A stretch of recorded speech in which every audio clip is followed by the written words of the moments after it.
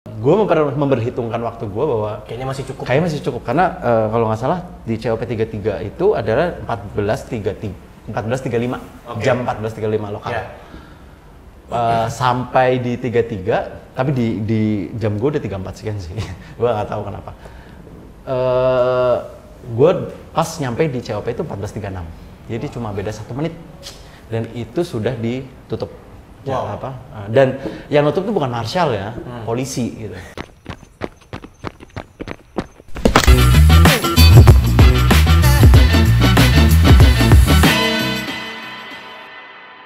Alright, welcome back to YouTube channel Cerita Lari powered by Pengen Ngobrol Podcast bersama gue Yanos bagi os kalian, di mana di konten YouTube-nya Cerita Lari kita akan ngobrol sama orang-orang yang sudah finish WMM.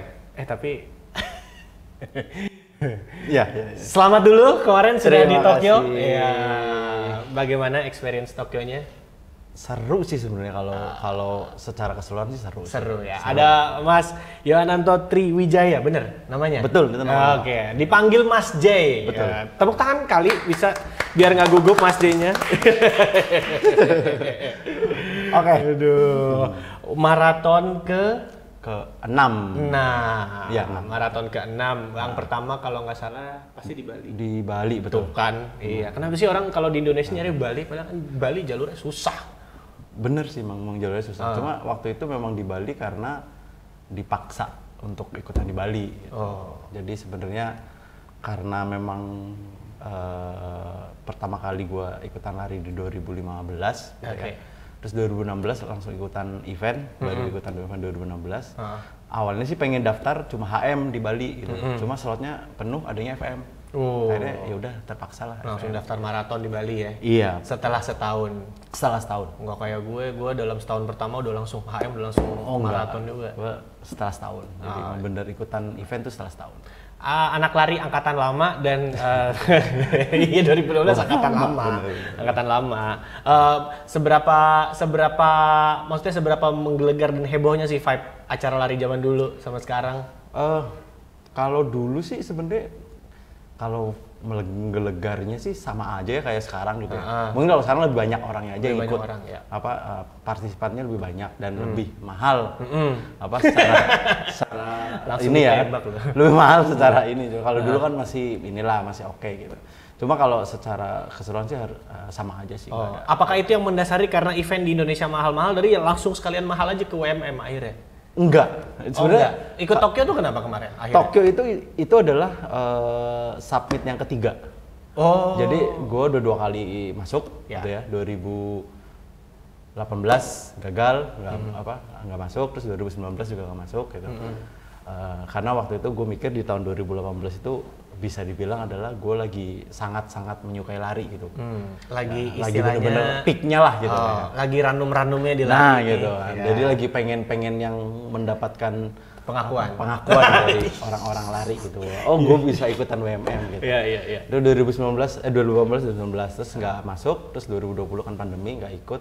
2021 masukin lagi. 2022 masukin lagi gitu kan. Terus kemudian gue juga nggak tahu tiba-tiba dapat dan masuk gitu. Padahal setahu gue Mas J, itu Tokyo tuh paling susah dapat ballot kan di antara semua major maraton ya.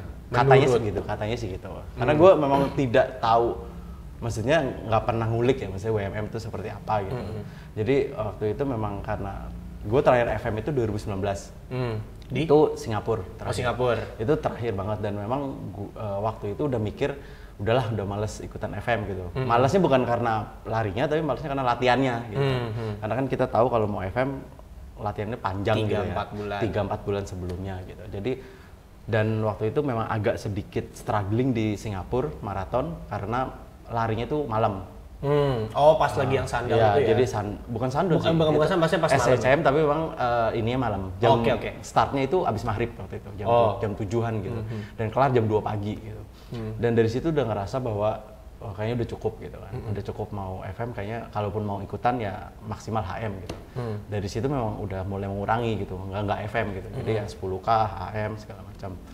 Terus waktu itu karena sebenarnya men-challenge diri sendiri karena lu mau comeback ke maraton lagi. Jadi setelah pandemi 2 tahun nggak bisa ikutan event gitu ya, terus gue mikir gue kayaknya pengen FM deh gitu. Cuma kalau di Indonesia kan rata-rata emang udah gitu lah ya, kayak Bali, Bandung, udah semua lah.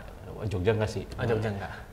Panas. Luar biasa, Nggak enak. HM aja luar biasa gitu. Iya. Nah akhirnya mikir waktu itu udah deh Tokyo gitu karena sebelumnya juga pernah masukin gitu ya. Oke.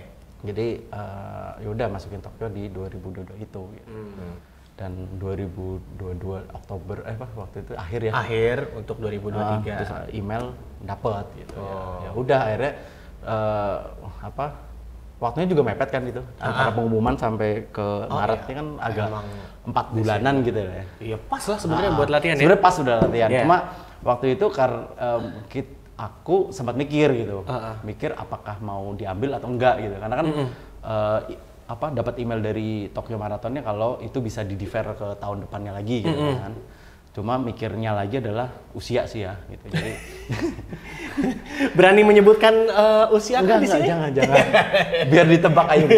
Karena kalau tahun depan nggak tahu rezekinya gimana, usia gimana, kondisi kalau bisa sekarang kenapa harus nanti? Betul. Akhirnya dalam 3 bulan itu mulai latihan lah untuk WMM untuk Jepang. Waduh. Gitu. Sebagai anak lari lama, susah nggak menurut lo untuk membangun kembali gitu? Karena nih yang udah orang lama, dari sekarang saatnya kalau ngeliat anak baru, gue udah pernah, tapi performa dia segitu-gitu aja. Udah cukup gitu. Iya. Kalau gue ngelihat anak-anak baru malah, gue sangat terpacu karena anak baru gitu. Untuk balik ke maraton ikutan lagi. gitu kan. Karena gue melihat bahwa anak-anak baru itu lebih passion gitu ya kalau gue lihat daripada anak-anak lama yang udah bener-bener lama nggak pernah lari gitu. Jadi gue punya teman-teman yang mau udah lama banget, bahkan lebih lama dari gue. Mereka udah ngerasa bahwa ya tadi gitu, apaan sih anak baru gitu. Cuma buat gue anak baru itu selalu memotivasi gue untuk mereka aja bisa, ngapain gue yang lama kenapa nggak bisa gitu untuk balik lagi gitu. Jadi waktu itu ya dari situ gue mulai pandemi udah berkurang, gue udah mulai mulai latihan lari lagi sebenarnya. Gitu, karena memutuskan akhirnya untuk daftar Tokyo, terus mengatur jadwal latihan. Anyway, kesibukan lo sebagai seorang IT yang kerjanya shift-shiftan sekarang. Betul. Nah, itu lo mengatur dengan latihan lo sendiri itu gimana? Gue latihannya karena memang gue shift gitu ya, jadi memang kalau misalnya masuk sore, gue paginya lari. Kalau masuk pagi, sorenya yang lari. Itu aja sih sebenarnya kalau ini. Memang jujur ya mungkin nanti di sesi kedua ya. Sesi kedua itu ya. Iya. Coba itu yang gue lakuin selama latihan di 3 bulan terakhir itu sebelum ke Tokyo. Tapi secara pekerjaan gitu, apakah menurut lu pekerjaan lu yang lu jalanin saat ini adalah pekerjaan yang mendukung lu untuk olahraga lari atau memang lu kayaknya harus pinter-pinter bagi waktu deh gitu. Karena impian pekerjaan seorang running enthusiast itu kan yang pekerjaan yang support dengan olahraga kan. Nggak cuma lari sebenarnya semuanya gitu. Ya. Kalau menurut lu sendiri gitu. Kalau gue mungkin agak struggling untuk itu gitu. Cuma kebetulan di kantor juga ada komunitas lari dan mereka mendukung gitu. Maksudnya jadi mereka juga kadang ngasih masukan untuk larinya seperti ini. Jadi ya memang ya bener, mau pekerjaan apapun sebenarnya itu bisa dilakukan ya asal memang kita bener-bener komit gitu. Karena kan sebenarnya yang namanya lari yang diperlukan itu konsisten ya, gitu kan, konsisten untuk bisa ngelakuin itu berulang-ulang. Karena kan tahu lari itu adalah menurut gue adalah olahraga yang ngebosenin kalau memang kita ini, karena lari doang gitu kan. Kalau memang kita nggak suka dan nggak passion ya nggak akan bisa ini. Apakah challenge yang lo pilih, maksudnya pengen comeback ke maraton itu adalah satu hal yang lo pilih untuk agar tidak bosan dengan lari, atau ada cara lain untuk lo mengatasi kebosanan di satu olahraga? Karena gue lihat sekarang pandemi kayaknya orang kemarin FOMO banget sepeda. Terus ketika jalur sepeda udah mulai nggak asik nih, yang di Jakarta pada ke lari gitu. Jadi kayaknya gue lihat beberapa orang sekedar FOMO gitu. Nah, lo termasuk ke orang yang FOMO atau memang enggak sih, maksudnya mengatasi bosan itu? Kalau FOMO gue udah ikutan sepeda kali waktu itu, karena gue sempat mikir mau beli sepeda gitu waktu zaman pandemi awal-awal gitu ya, orang-orang pada sepeda, gue sempat yang mikir ya seru nih kalau beli sepeda. Cuma gue pikir enggak deh, kayaknya gue lebih suka lari daripada main Masih sepeda. istiqomah. Masih istiqomah benar. Jadi dan memang teman-teman lari, karena gue tidak termasuk dalam komunitas manapun ya, misalnya nggak ikutan komunitas manapun, jadi gue lebih senang lari sendiri memang gitu. Jadi introvert berarti? Enggak juga sih. Cuma memang ada teman-teman yang kadang ngajakin lari bareng, Ayo. dua atau bertiga, ayo. Akhirnya jadi itu. Nah terus sebenarnya kalau misalnya gue ikut maraton, mau apapun maraton itu ya, mau world marathon atau mau ke lokal, itu sebenarnya ajang untuk nge-challenge gue gitu. Karena gue pikir butuh konsisten yang terus-menerus untuk bisa bikin kita pas lari 42 kilo itu bisa lancar gitu kan. Apa sih yang lo dapat dari lari itu loh, selain sehat? Karena alasan sehat sudah menjadi alasan yang umum sekali gitu. Tapi value lain apa yang sekiranya menurut lo, ini value yang gue dapat dan kayaknya nggak banyak orang yang dapat deh di lari? Kalau dulu mungkin gue jadi banyak teman ya, nambah teman di lari gitu, satu. Terus yang kedua adalah gue apa ya? Let's say dengan upgrade jarak lah gitu. Iya. Apakah lo menjadi dekat dengan Tuhan? Katanya kan begitu. Enggak. Ya kalau dekat dengan Tuhan harus kan. Harus. Coba kalau dari lari gue, karena memang gue bener-bener dari yang 500 meter gitu, 1 kilo, bener-bener dari nol gitu. Karena gue 2015 gue mulai lari gitu ya, itu karena balik lagi ke malah sehat tadi gitu. Karena gue dulu bisa berat badan gue bisa sampai 100-an lebih, gitu kan. Terus kemudian jalan kaki aja udah ngos-ngosan gitu kan. Akhirnya gue mikir gue harus berubah gitu, gue harus mengubah pola hidup gue, lifestyle gue. Akhirnya dari situ mulai olahraga gitu kan. Sebenarnya kalau mau olahraga pun harusnya dari dulu gitu kan. Cuma ya nggak ada kata terlambat lah gitu untuk olahraga. Akhirnya gue mulai lari, dan itu entah kenapa Agustus 2015 gue inget banget, karena gue sangat sangat untuk mark gue bahwa gue mulai lari itu Agustus 2015, gue ingat banget. Jadi waktu itu gue memang ngelihat sepatu lari nggak pernah dipakai gitu di rumah. Gitu. Terus beli doang gitu. Terus, akhirnya yaudah ngambil, entah kenapa waktu itu langsung suka gitu. Langsung yang wah kayaknya menarik nih untuk lari. Gitu. Dari situ lanjut. Adakah manfaat yang didapat dari lari dengan bawaan asma yang dipunya? Iya, sebenarnya kalau bawaan asma itu udah lari gitu. Jadi sebelumnya nggak ada masalah gitu. Cuma waktu itu gue sempat lari malam gitu ya, di GBK lah. Pasti. Malam, terus kemudian kan basah gitu ya. Nah itu biasanya gue ganti bajunya agak telat. Gitu. Jadi nggak langsung ganti baju. Dari situ udah mulai. Terus mungkin karena gue mulai kena asma itu sebenarnya awal pandemi gitu kan. 2020 malah. Itu bukan bawaan udah lama ya? Bukan. Ya. Jadi 2020 itu kondisi lingkungan gue waktu itu bukan lingkungan kerja ya, lingkungan tempat tinggal waktu itu yang bikin gue, dan juga mungkin orang-orang juga merasakan lah ya, awal-awal pandemi itu kayak ngerasa bahwa kita di situasi yang baru, itu kayak panic attack dan sebagainya, itu gue ngerasain banget gitu. Panic attack, terus kayak berasa, gue sakit-sakitan gitu kan. Terus akhirnya dicek sama dokter, kena lah itu asma gitu. Jadi, dan itu memang jadi efek gue setelah gue konsultasi sama dokter, itu efek karena sering lari malam. Gitu? Sering lari malam yang debu gitu kan. Ya gue tidak menyalahkan orang yang lain malam gitu. Cuma buat gue itu berpengaruh gitu. Makanya sejak saat itu gue sangat menghindari untuk lari malam. Gitu. Jadi kalaupun mau sore sampai maghrib gitu. Maghrib tuh udah limit. Maghrib itu udah benar-benar limit. Tapi kayak waktu itu jam 8 masih latihan juga. Itu kan latihan, nggak lari. Beda. Kalau latihan kan keringatnya nggak yang sebanyak lari gitu ya. Soalnya kalau gue mau latihan sama aja keringatnya. Iya, tapi ya kalau sekarang gue udah mencoba untuk nyobain lari malam lagi, tapi nggak yang harus. Kalau dulu lari malam itu bisa seminggu 2 atau 3 kali gitu. Itu mungkin kebanyakan gitu buat gue gitu. Terus akhirnya 2020 setahun alhamdulillah sembuh gitu kan, udah mulai berkurang. Sekarang udah berkurang nih? Sudah sangat berkurang. Kalau dulu bener-bener yang ini. Dan itu juga sama dokter udah dibilangin bahwa lari tetap aja, cuma jangan malam, dan kalau capek berhenti gitu. Jangan dipaksain sampai ini gitu. Jadi setiap gue mau ikutan event waktu itu, gue selalu ke dokter dulu untuk ngasih tahu, dok saya mau lari sekian kilometer, kuat atau enggak. Terus dokter bilang, oh ya nggak masalah, tapi jangan dipaksain ya, maksudnya pace-nya juga jangan kencang-kencang gitu. Jadi ya dari situ gue udah mulai mencoba untuk menurunkan pace juga biar nggak terlalu kencang, biar paru-parunya nggak terlalu bekerja dengan maksimal. Oke, karena gua kirain itu menjadi faktor X yang akhirnya kegagalan yang patut dirayakan di Tokyo itu. Iya. Itu nanti aja disimpan dulu ya buat di sesi 2. Kalau gitu nanti. nanti kita akan balik lagi di YouTube channel Cerita Lari powered by Pengen Ngobrol Podcast, masih bersama dengan Mas J, di mana kita akan merayakan kegagalan yang harus dirayakan di Tokyo Marathon 2023. Oke, we're back.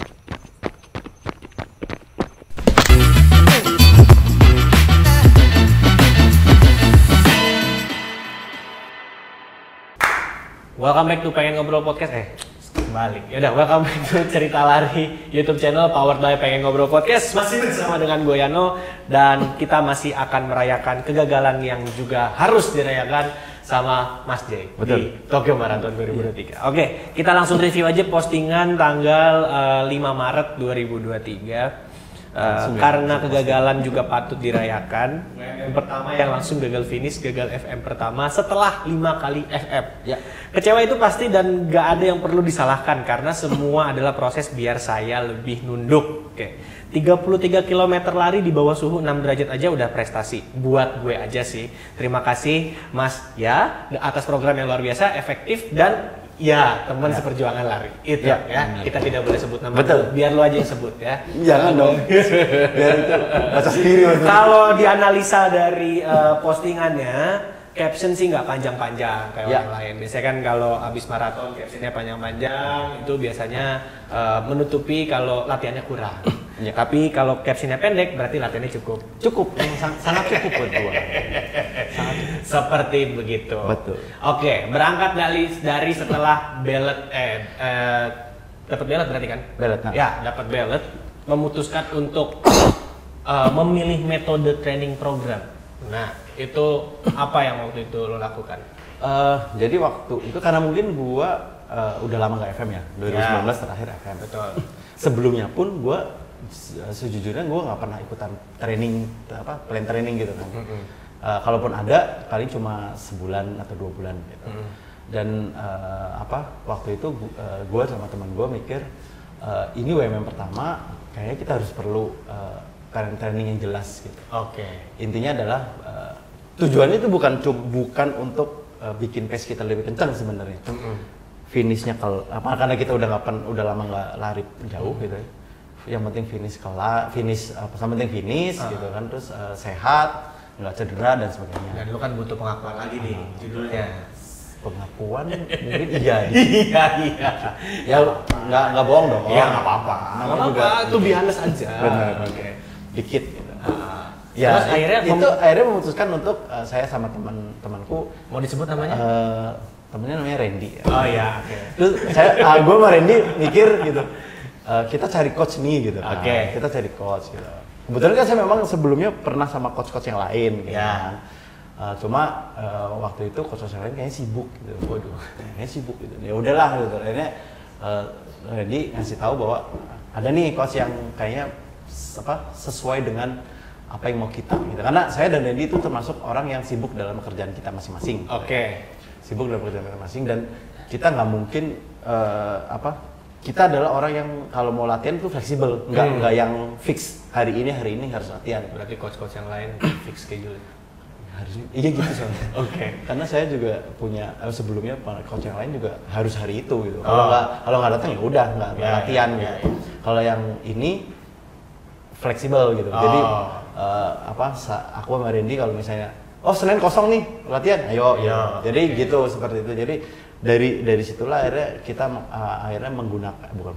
memilih beliau untuk program latihan. Mau disebut namanya? 3 bulan. Boleh nggak sih disebut? Boleh disebut Bu? Nggak usah lah. Boleh disebut Bu? Nggak usah. Ntar ini lagi ini gagal kok. jangan, tapi jangan. No. Maksud gue gini, mau gagal atau apa, maksudnya kan kita tahu maraton itu penuh misteri ya. Betul. Gitu, walaupun persiapan kita sudah cukup, tapi kalau ada faktor X, kita nanti akan bahas faktor X-nya gitu. Betul. Kan ini yang sudah netizen tunggu-tunggu. Oh gitu ya? Iya, gue kenapa? ngerti Why? Gitu kan, oke. Jadi mau disebut atau enggak? Nanti aja, oke. Nanti aja. Udah pemilih lah coach itu beliau. Terus akhirnya kita mulai di bulan apa ya Ren ya waktu itu ya? Kita mulai Desember ya? Desember. Ya, kita mulai awal Desember. Ya. Gitu kan. Jadi November akhir kita udah mulai. Ya. Terus ya biasa lah ya dari tes awal-awal segala macam. Ya. Lancar, sebenarnya sih lancar gitu. Semuanya itu lancar sampai terakhir sampai kita mau berangkat. Gitu. Jadi menurut gua bahwa postingan gua bilang bahwa efektif karena kita kan selalu nyetor ya ke beliau setiap minggunya dan beliau selalu bilang bahwa gue improve dalam hal gue improve dalam hal endurance dan sebagainya. Dan faktanya adalah lu improve dibandingkan yang lainnya. Paling improve dibandingkan yang lainnya. Infonya seperti itu. Iya. Infonya itu kan berarti good feedback buat lo dan harusnya dan itu bisa menjadi motivasi buat lo bahwa latihan gua ini berhasil. Gitu. Ya. Nah, program waktu itu gimana aja? Programnya itu waktu itu kan ada memang lari itu pasti lah ya. Pasti. Ada strength training juga gitu kan. Dan banyak sekali itu. Gue lupa nama programnya panjang banget soalnya waktu itu ya. Panjang banget. Pokoknya ada yang kaki dan badan semuanya lah gitu. Pokoknya benar-benar semuanya gitu. Iya. Dan semuanya itu berjalan dengan sangat lancar kalau menurut gue gitu ya. Walaupun dengan sempat di minggu-minggu berapa kita tersendat karena tiba-tiba gue sakit gitu kan. Tiba-tiba Gimana tuh sakit? Sakit karena ya itu tadi karena pekerjaan gue adalah shift jadi kurang tidur. Dan itu juga mungkin gue tidak mencari alasan tapi buat gue buat teman-teman yang memang mau fokus ke FM gitu ya, tidur itu sangat penting. Istirahat itu sangat penting.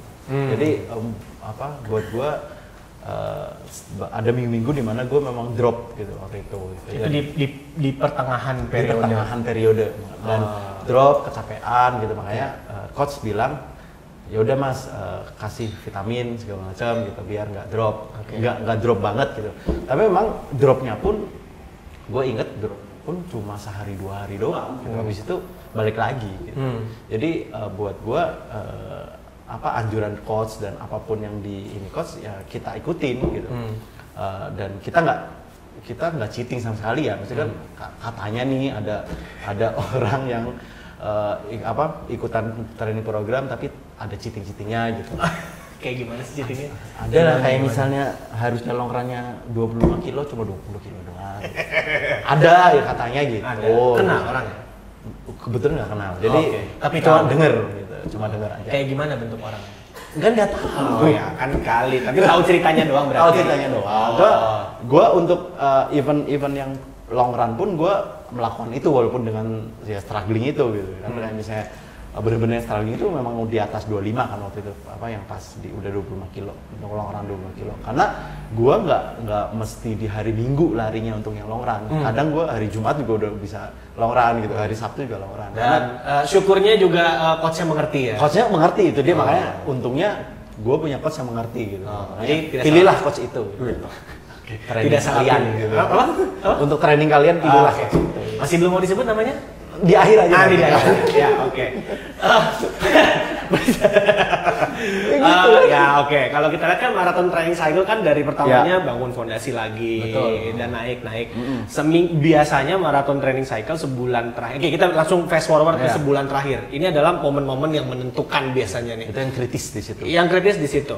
Sampai gua dengar akhirnya seminggu sebelum berangkat, lo agak struggling dengan pekerjaan yang memang akhirnya mengharuskan lo lembur. Betul. Ya, betul. Dan itu nggak masalah. Buat gue nggak masalah. Gitu, karena yakin nggak masalah. Gue nggak masalah gitu. Karena buat gue itu masih bisa diatur. Ya. Masih bisa diatur. Daripada nggak dapet cuti ya. Daripada nggak dapet cuti.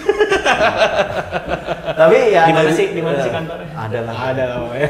Tapi dari situ gue bisa mengatur agar ini. Memang strugglingnya adalah gue agak lebih sedikit capek gitu. Yang lain gitu. Karena memang lembur, shift panjang gitu. Jadi memang agak lebih capek. Cuma itu bukan sebuah alasan gue untuk tidak melanjutkan UMM dan juga tidak melanjutkan latihan gitu. Jadi gue tetap melakukan latihan itu gitu, walaupun dalam kondisi di minggu terakhir itu agak. Sempet nggak lo merasa di tengah-tengah training program tuh kayak berpikir kayaknya lo kehilangan confidence gitu? Kayak overthinkingnya deh gitu. Nah, gue malah jujur sih gue juga kalau mau ikut event apa lari gue sempat merasakan overthinking gitu. Gue di minggu terakhir. Oke. Itu bener-bener overthinking. Bisa nggak sih gitu? Gue bisa nggak sih gitu? Gue pengen nggak bisa kan? Gue bisa nggak sih gitu untuk melakukan hal itu? Mau ketawa kok ya di atas penderitaan orang. Gak apa-apa kan kita merayakan. Kita merayakan kegagalan. Oke. Ya itu overthinking itu pasti lah. Maksudnya gitu, lu melihat overthinkingan lo itu dari sisi mananya? Pasti kan kalau lo overthinking lo nggak bisa karena ini nggak bisa gue atasin nih. Karena gini, gue udah overthinkingnya adalah gue harus lari 42 kilo. Itu aja sebenarnya. Karena oke lah kalau 10 kilo, 20 kilo masih bisa lah gitu ya. Cuma gila gue akhirnya lari lagi 42 kilo setelah 3 tahun gue hampir 4 tahun gue nggak lari gitu sepanjang itu gitu. Overthinking cuma itu aja sebenarnya.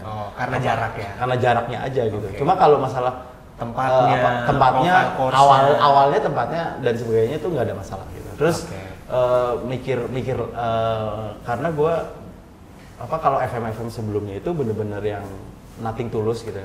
Gue karena di Indonesia gitu kan. Lu di luar nih. Ya, dan lu gagal pun gue melihat banyak teman-teman gue yang DNF di banyak FM gitu ya. Dan dia nggak masalah gitu. Paling siap-siap klarifikasi aja. Kayak gini ya. Sekarang pas mau berangkat, biasanya kalau gue nih ya, kalau mau traveling keluar apalagi for the first time ke daerah tersebut, gue pasti mengalami panic attack dengan apa yang gue bawa. Biasanya koper tiba-tiba langsung penuh aja gitu. Nah kalau lu sendiri menyiasatinya gimana? Ini first WMM di luar negeri, dan yang gue tahu maraton itu memang harus ada strateginya selama di event itu. Gitu. Mungkin kalau gue masalah gue tidak yang ribet masalah outfit gitu ya. Kalau masalah lari, outfit gue dan mungkin outfit yang paling sederhana di antara orang-orang lari lain yang gue tidak mau ngomongin orang lain gitu. Iya. Cuma gue melihat kalau teman-teman yang lain kan kalau mau FM kayaknya ya gue sama dia juga ngomong ini ribet banget ya kalau mau. Cuma ya udah itu kan ini mereka. Itu pas di Tokyo ada yang ribet masalah outfit. Ada sih. Bahkan sebelum di Tokyo ya. Cowok cewek? Semuanya kayak gitu. Maksudnya ada yang bener-bener memikirkan gue mau pakai outfit apa ya gitu untuk FM. Kalau gue pribadi yang penting gue nyaman. Mau merek apapun gitu ya. Gue harus berpaku pada satu merek apapun gitu ya. Harus yang A, harus yang B, harus yang mahal atau enggak gitu. Buat gue selama gue nyaman pakai outfit itu gue akan pakai. Karena yang gue pakai itu adalah yang sehari-hari gue pakai buat lari. Jadi udah gak diresik duluan. Jadi gue nggak yang bener-bener baru gitu tuh enggak. Namanya juga event kan kayak lebaran kan. Kalau gue enggak.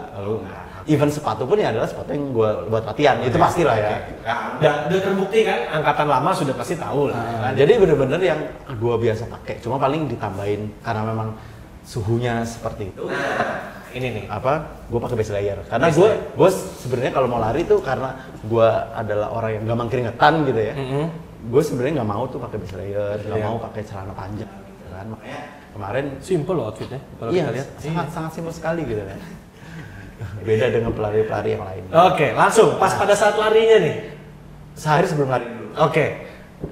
Kan lari hari Minggu, Sabtu kita tes water sama Randy. Aku sama Randy tes water. Maksudnya pengen lihat cek ombak dulu. Kita lari cuma 4 kilo ya. 5 ya. Untuk tes aja, tes tahuan ada orangnya di belakang. Biar meluruskan kalau salah cerita ya. 5 kilo itu ngetes suhu dan sebagainya. Aklimatasi gitu kan. Itu gua nggak pakai base layer. Jadi pakai kaos biasa sama celana pendek. Pakai sepatu udah biasa. Ya. Itu menggigil parah. Itu bibir udah kering dan sebagainya. Terus gue mikir sama Randy, wah besok kemana nih gitu kan. Besok akhirnya dari situ memutuskan untuk pakai base layer gitu. Karena tadinya kita mikir ngelihat perkiraan cuaca itu yang 9-10 derajat kayaknya masih oke lah kalau nggak pakai base layer, tapi gue salut sama Randy, dia cuma pakai kaos kutung doang dan itu finish gitu ya. Gue pakai base layer nggak finish gitu. Apa mungkin lu salah kostum mungkin atau juga ya. Terus abis itu mikir ya udah itu di 5 kilo yang tes itu gue bener-bener yang akhirnya ganti plan lah. Akhirnya ganti plan pakai base layer. Cuma pakai base layer aja, tapi kaos luarannya tetap yang bisa pakai. Oke. Hari H nih, udah nih start nih. Demam panggung nggak sebelum itu? Sangat. Karena WMM pertama. Tandanya mules. Mules sih enggak ya, tumben gue nggak mules gitu, biasanya gue mules karena mungkin karena Tokyo mulai jam 9 pagi karena kalau kita kan jam 5, jam 4, jam 3 gitu ya itu mulesnya bisa dari jam 12 malam gitu kan sedangkan kalau kita bangun itu jam 5 pagi jam 5 itu udah mulesnya dikeluarin dulu semua udah aman ya? Udah aman gitu kan terus kebetulan hotel kita sampai ke lokasi emang harus pakai KRL lagi kereta gitu ya sono kita ini ya semuanya berjalan dengan baik dan lancar cuma ya udah mulai dingin lagi gitu ya dan pas sampai di venue karena kebetulan gua dapatnya koral paling belakang ya koral L gua sama Randy ada di belakang nah yang lainnya pokoknya pelari-pelari yang kencang di depan lah termasuk coach gua gitu coach gua di paling depan masih belum mau disebut namanya di akhir aja di akhir oke.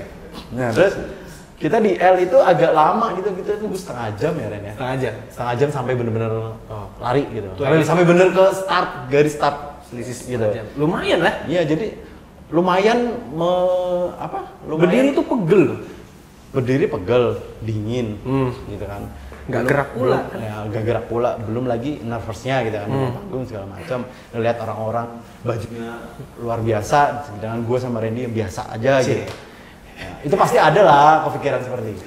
Orang-orang 2023 yang banyak yang humble break ya. Nggak apa-apa, punya duit. Nah, habis itu udah. Tapi duit siapa dulu ya? Nggak tahu. Habis dari situ udah mulai setengah jam, udah sampai ke start. Dari situ udah mulai, ya maksudnya dinginnya udah mulai berasa buat gua. Dan waktu hari H itu anginnya itu kencang.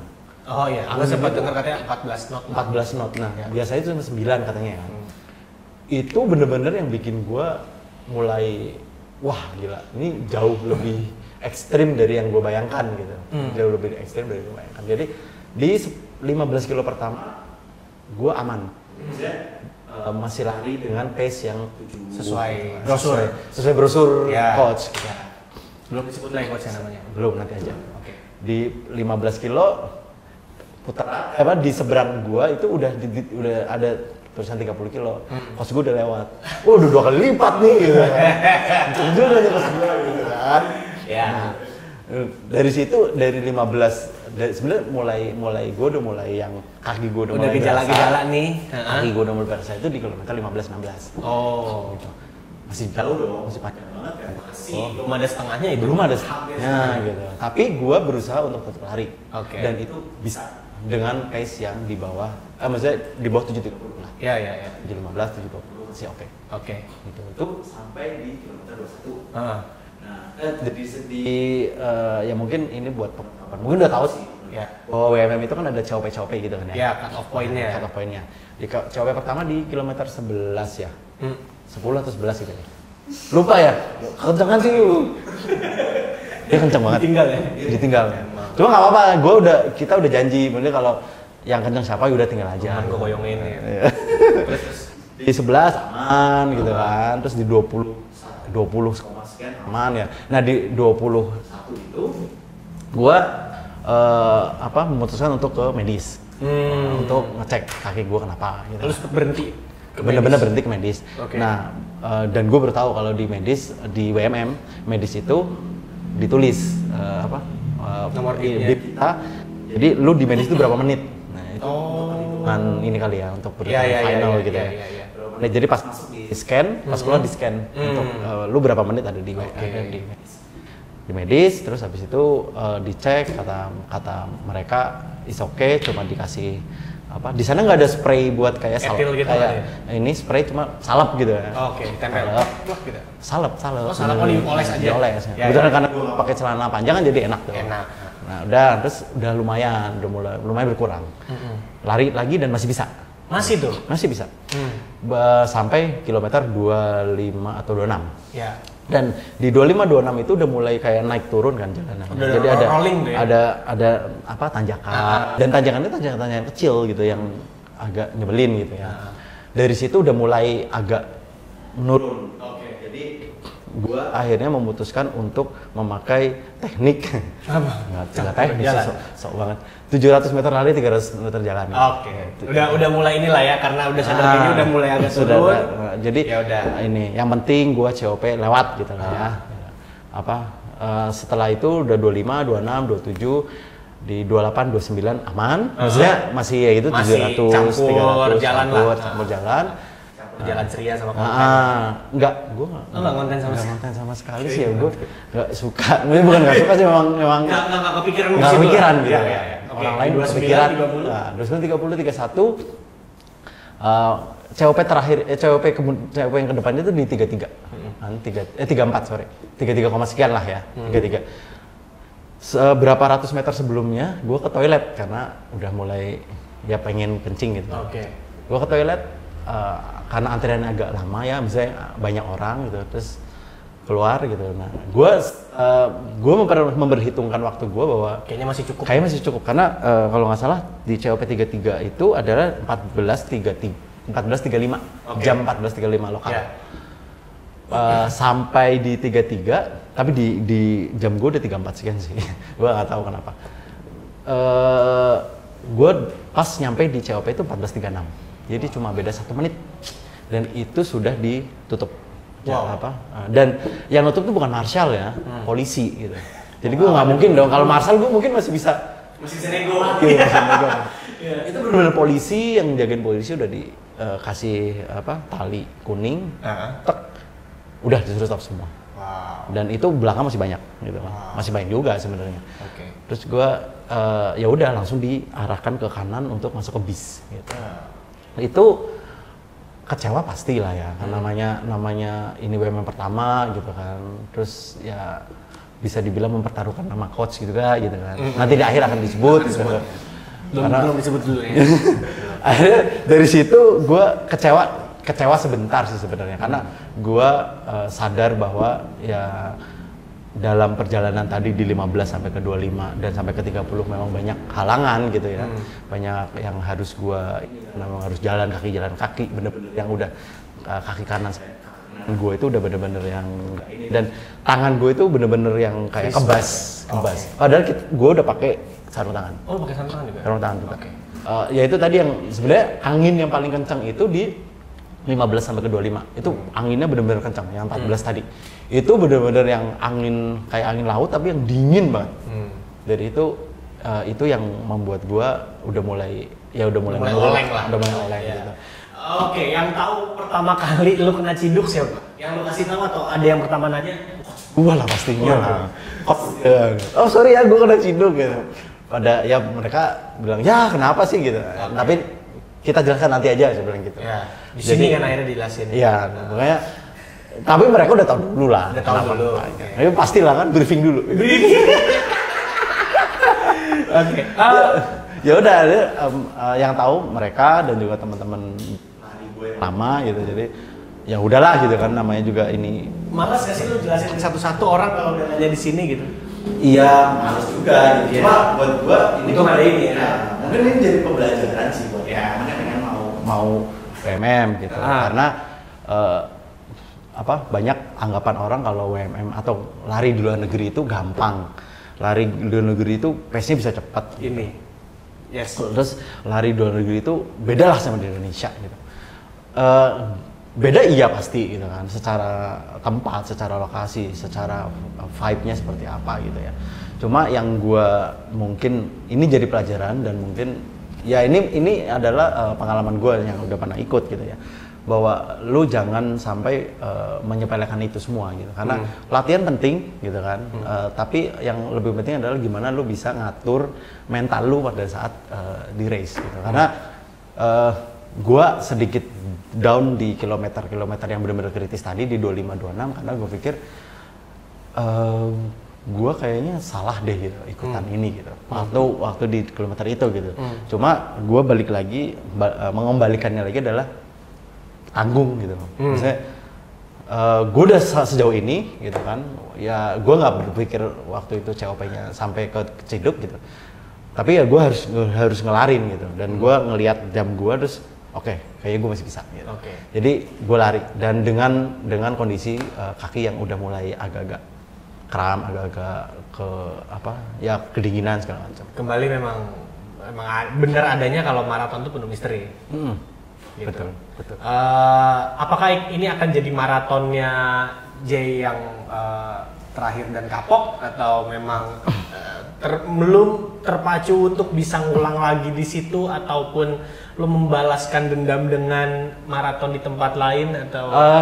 Untuk saat ini ya, untuk saat ini mungkin cukup dulu. Untuk saat ini. Karena gue selalu bilang waktu 2019 gue udah bilang cukup deh. Rupanya gue ikutan ini. Jadi untuk saat ini sih gue merasa gue cukup dulu. Gue akan coach juga bilang ya balikin lagi dulu kepercayaan diri lu untuk yang race pendek aja gitu kan. Kilometer pendek aja dulu. Gitu. Udah mau disebut nama coachnya? Boleh nggak sih?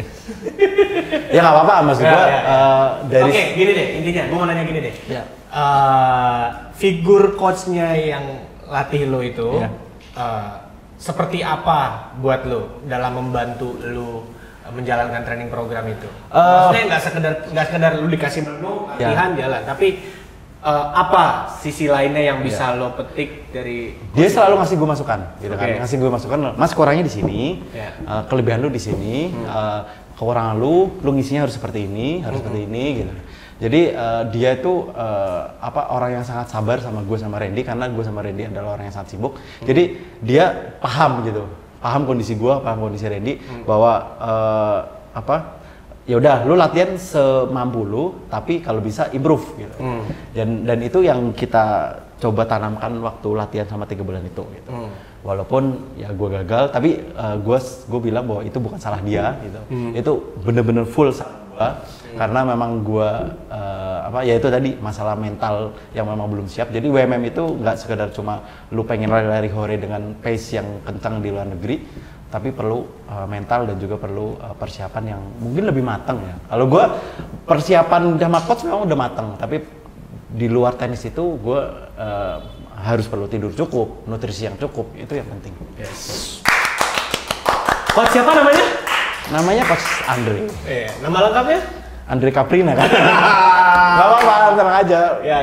Berarti lah sama dia. Berarti kan intinya lo ada persiapan yang cukup, lo sudah diberikan insight yang cukup juga. Betul. Cuman back again karena lo yang lari ya back again ke lo lagi. Guanya gitu. sendiri. Betul. Makanya kalau yang masih suka dilatih tapi ngeyel ya udah. Nah, gua aja yang istilahnya nurut masih gagal gitu, apalagi ngeyel. Gitu. Gak suka nih. Ya udah, kalau gitu terima kasih banyak Mas Jay sudah menselebrasikan kegagalan yang patut dirayakan. Tapi biar bagaimanapun ini menjadi feedback yang positif, karena lo masih bisa tetap nunduk dan akan comeback mungkin nanti. Ya, insya Allah. Segera. Kalau gitu terima kasih banyak Mas Jay udah mampir ke YouTube channel Cerita Lari Powered by Pengen Ngobrol Podcast. Gue Yanos sebagai host pamit undur diri bersama dengan bintang tamu gue Jay. Terima kasih banyak, we're sign out and bye-bye. Thank you semuanya, bye-bye.